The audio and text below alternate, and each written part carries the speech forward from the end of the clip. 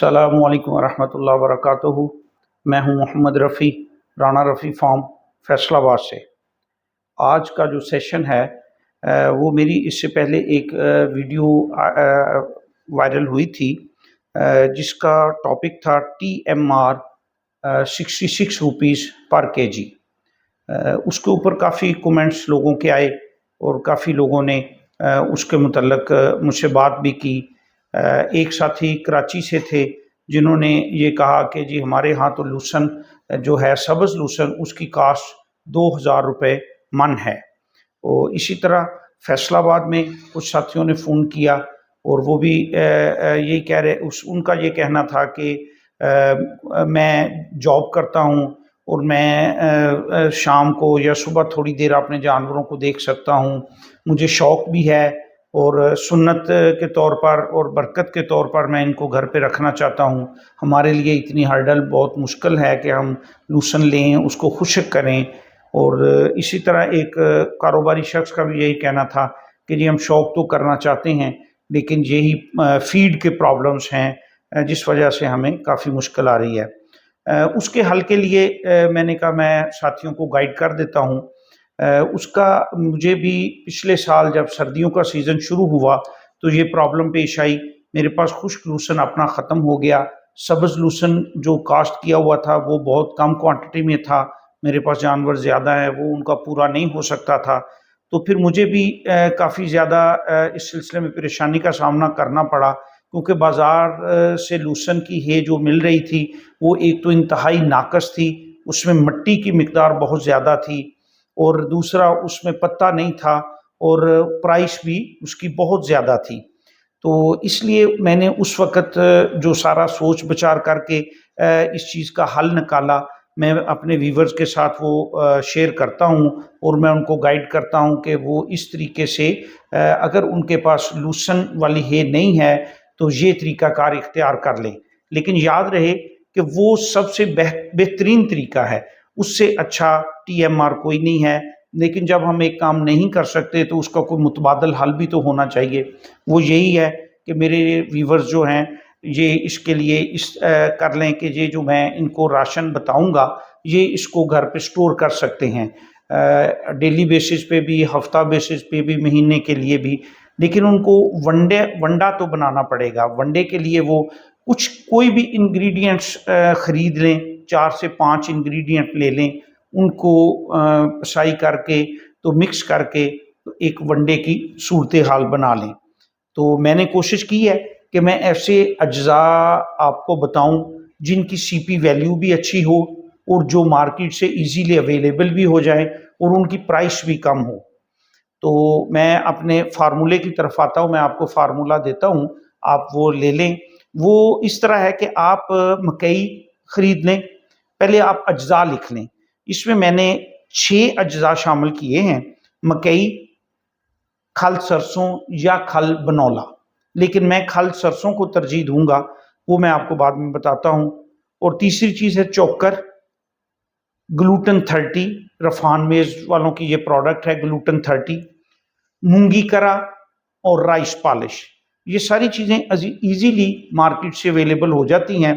अगर आप इन 6 चीज़ों का मिक्सचर बना लेंगे और उसके साथ थोड़ी मिकदार शीरे की मिक्स कर लें और साथ नमक, DCP, मीठा सोडा और वाइट गोल्ड अगर आप शामिल कर लेंगे तो ये आपका इंतहाई शानदार वनडे का फार्मूला तैयार हो जाएगा, जिसकी CP वैल्यू भी जो है वो बनती है 19.14 और प्राइस जो मैंने आज के रेट्स के हिसाब से इसका निकाला है वो 88 और 90 रुपीज़ के दरमियान निकल रहा है।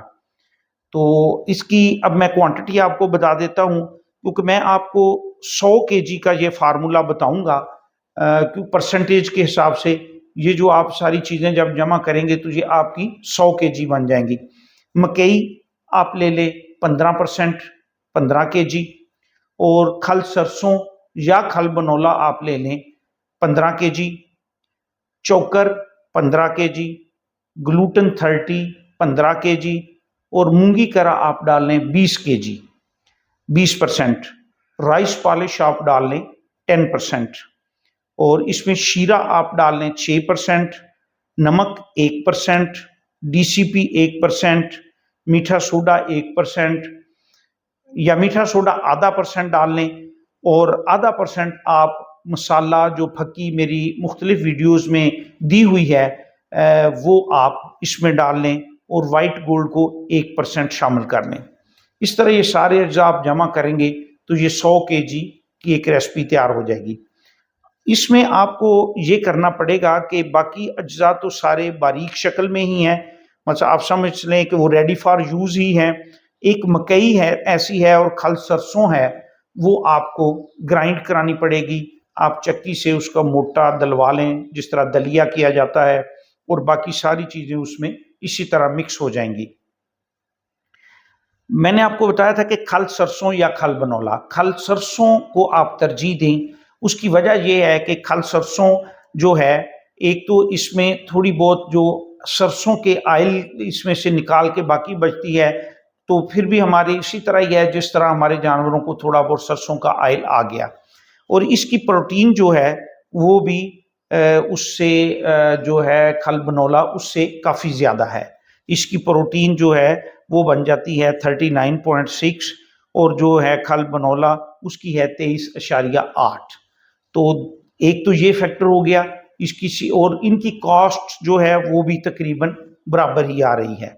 اور تیسرا فیکٹر یہ ہے کہ بنولا ایک ایسی فصل ہے جس کے اوپر سپرے کی مقدار بہت زیادہ ہوتی ہے، اس میں شروع سے لگ کر آخر تک سپرے کرنی پڑتی ہیں، اور جس کے اثرات اس کی کھل کے اندر موجود رہتے ہیں، اور اس کی وجہ سے جانوروں میں ٹاکسن آنے کا خطرہ ہوتا ہے۔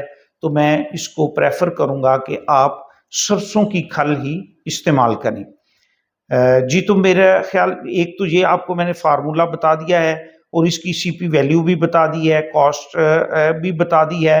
تو یہ جب ہمارا یہ سارا تیار ہو جائے گا ونڈے کی شکل میں، یہ ہم تمام انگریڈینٹس ان کو مکس کر لیں، مکئی اور کھل سرسوں کو دلیا کروا لیں، اور اس میں یہ ساری چیزیں مکس کر کے ان کو آپس میں مکس کر لیں۔ اگر آپ نے ہاتھ سے مکس کرنا ہو تو 100 kg کو مسئلہ نہیں ہے، آپ زمین کے اوپر شاپر بچھا کے اس کے اوپر یہ ساری چیزیں مکس کر کے ان کو آپس میں مکس کر کے رکھ لیں، ایک ڈرمی میں ڈال لیں۔